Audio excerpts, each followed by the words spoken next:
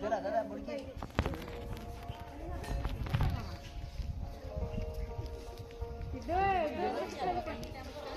दादा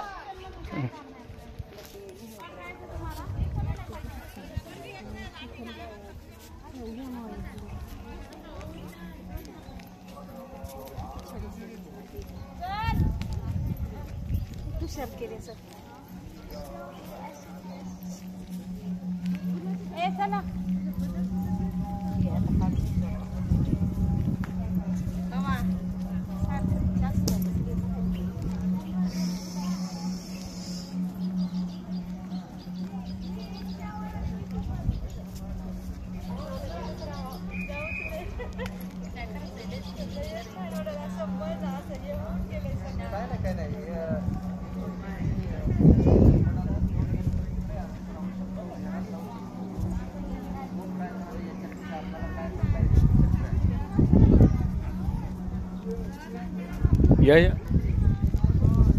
ये बुद्ध की धरती, ये बुद्ध की धरती, युद्ध न चाहे चाहे अमन बरसती,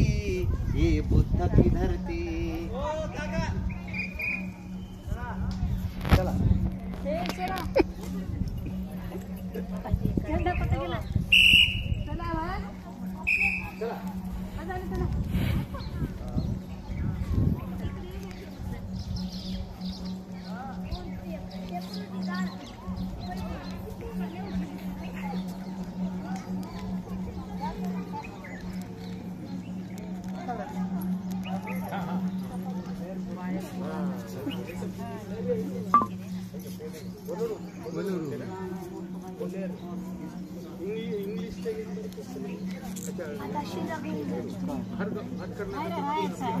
चला बस बस ऐकून घ्या मस्त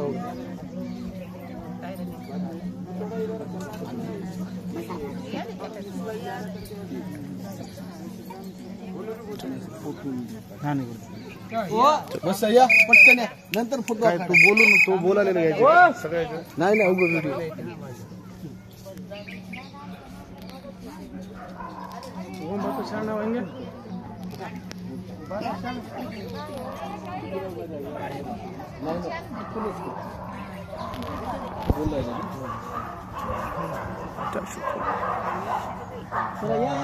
या लवकर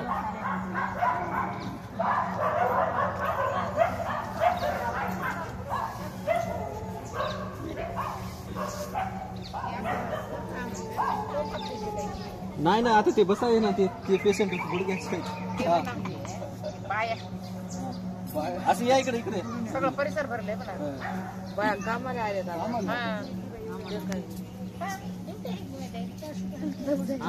या इकडे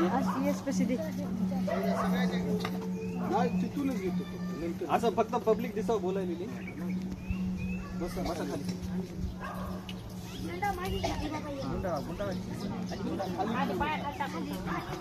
असं धरून बस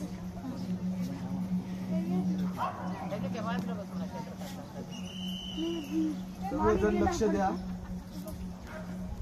सकाळी 5 वाजल्यापासून आपण डॉक्टर आंबेडकर नगर नांदेड इथून निघलेल्या होत्या आता आपल्याला नाही म्हणलं तर 5च वाजले म्हणजे 12 तास आपण घराच्या बाहेर होतो आणि त्याच्यामध्ये आपली जी काय धम्मसहल होती त्याच्यामध्ये पहिल्या टप्प्यामध्ये आपण उदगीरच्या बुद्ध विहाराला भेट दिलेली आहे त्याच्यानंतर मन्नाकळीच्या बुद्ध विहाराला भेट दिलेली आहे आणि त्याच्यानंतर जी शेवटची भेट आहे ती म्हणजे आपली गुलबर्ग्याचं हे सिद्धार्थ बुद्ध विहाराची भेट आता तथागत भगवान गौतम बुद्धाने सुद्धा विविध बुद्ध स्थळांना भेटी देण्याचं महत्त्व आपल्याला सांगलेलं आहे त्याच्यापूर्वी जेव्हा नागसेनाला मिलिंद प्रश्न विचारतो आणि नागसेनाला मिलिंद म्हणतो की कोणकोणच्या बुद्ध स्थळांचं भेटी घेतल्यानंतर तुम्हाला पुण्य लाभते तेव्हा नागसेन त्याला सांगतो की तुम्ही लिबोनीला गेलं पाहिजे तुम्ही कुशीनाराला गेलं पाहिजे, तुम्ही बुद्धगयेला गेलं पाहिजे आणि तुम्ही सारनाथला गेलं पाहिजे. म्हणजे लिंबोनीला गेलं पाहिजे म्हणजे तिथं बुद्धाचा जन्म झालेला आहे. तुम्ही सारनाथला गेलं पाहिजे म्हणजे तिथं बुद्धाने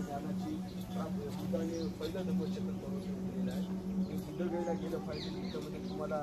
ज्ञानाची प्राप्ती झालेली आहे बुद्धाला. आणि कुशीनाराला गेलं पाहिजे म्हणजे तिथं बुद्धाचे महाप्रभू निर्माण झाले आहे. आणि अशा इतर बौद्ध स्थळांना भेट दिली पाहिजे. इथून आपल्या हृदयामध्ये श्रद्धा,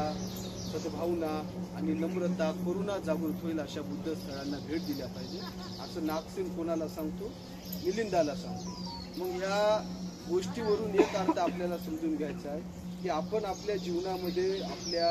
जीवन जगत असताना आपलं जीवन प्रचंड धगधगीचं, प्रचंड परेशानीचं, प्रचंड धावपळीचं, घरच्या कामाचं, या उठा सकाळी उठा कामाला जा, डबल येऊन घरी झोपा, व घरामध्ये टीव्ही बघत बसा, सुनेसोबत भांडण करा, सासूसोबत भांडण करा, म्हणजे या व्यापामध्येच आपलं जीवन व्यतीत न होता आपण